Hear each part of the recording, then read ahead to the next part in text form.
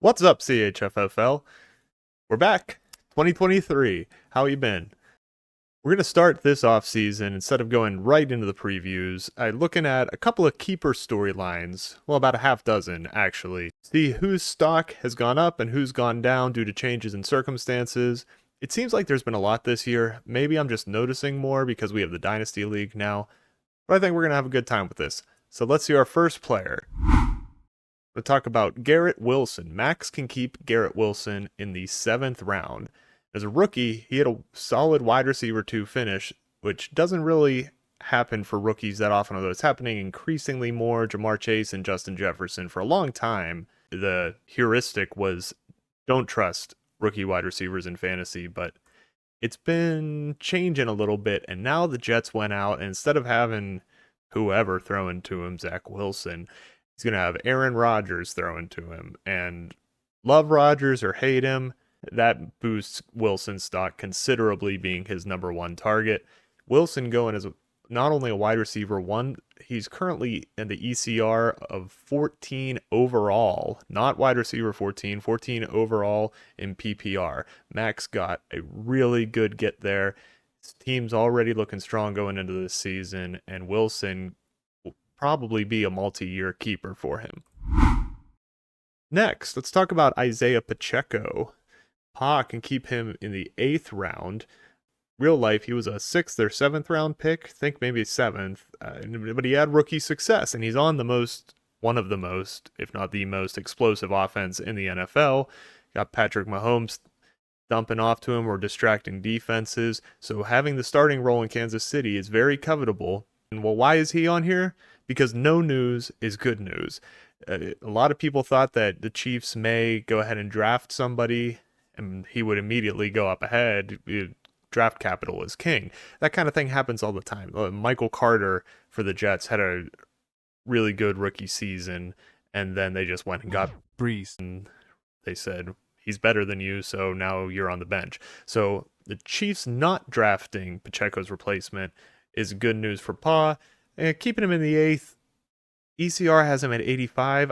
I expect that to go up. I feel like that's there because maybe they're still expecting the Chiefs to sign somebody, but I think Pacheco has good upside. Our next player is Calvin Ridley. Bannis can keep Ridley in the 11th round, coming off of that year-long suspension, and the situation seemed very bleak. It seemed like he had some really bad mental health problems and physical injury problems, but he's 28 years old, and for receivers, they can go into their 31, 32. 11th round, it's potential for a lot of upside. And no specific news has happened for Ridley, except it's all been positive hype, and there haven't been any setbacks. So I think he has to qualify here as a keeper whose stock has risen considerably, and especially since Trevor Lawrence got so much better last year. If Calvin Ridley can be the go-to guy in that offense, you're looking at keeping a high wide receiver 2, probably in the 11th round. 28 years old, could be multi-year keeper for Bannis. ECR is currently 36 overall, so just at the end of the 3rd round there. Next, we had a few positive ones, so let's talk about some guys who have gone the other way.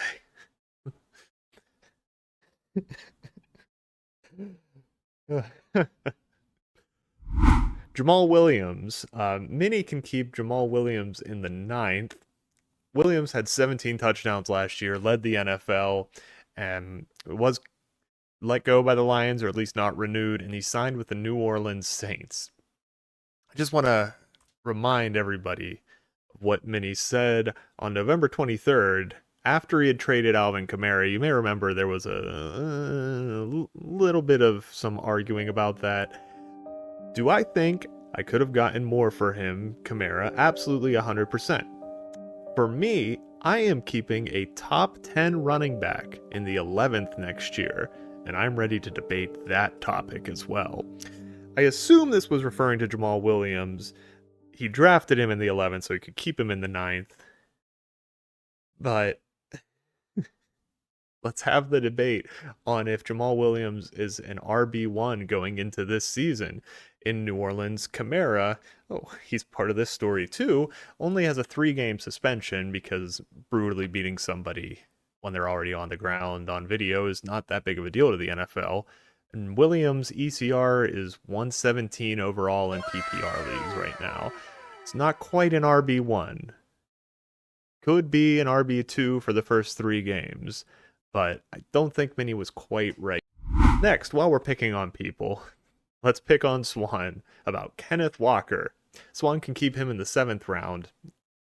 And oh boy, hindsight is 2020.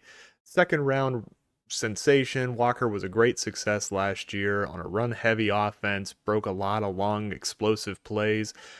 But then, after the Seahawks drafted Kenneth Walker in the 2nd, they went out and drafted Zach Charbonnet. I don't think I'm going to pronounce it right. But they drafted another running back in the 2nd round again this year. This is a little bit of comeuppance time for poor Swan. Oh boy, last year was fun. There were a lot of storylines last year. Big Pa points out in the middle of the Kamara debate, can we say how crazy it is that Swan turned down Godwin, a 1st, and a 5th for Kenneth Walker? So that was on the table. A 1st, a 5th, and Chris Godwin, who's pretty good for the rest of that season.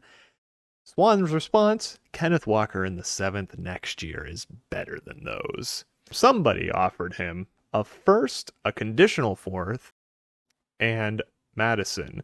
If Kenneth Walker finishes as a top 6 running back, that 4th would become a 2nd. So potentially a 1st and 2nd. So now we come to Kenneth Walker in 2023. Not a bell cow anymore. He's also had a minor camp injury. ECR for Kenneth Walker right now is 60 in PPR leagues. Much lower than what Swan was probably hoping. In the 7th round, that's still a pretty good keeper, and he still could be a multi-year keeper if he really holds Charb off and is getting a good amount of touches. But he's definitely not the 3-4 consecutive year 1st round pick Swan thought he had. Since we picked on Swan there, let's move to one that's positive in his favor as our last player we're going to go over today. Alexander Madison. Swan can keep him in the 8th round. He's been Cook's handcuff forever. It was previously Jarrett McKinnon, and it's just seemed like the fantasy world has been waiting for Dalvin Cook to move on because there's always been interest in his backup. And finally, he's out.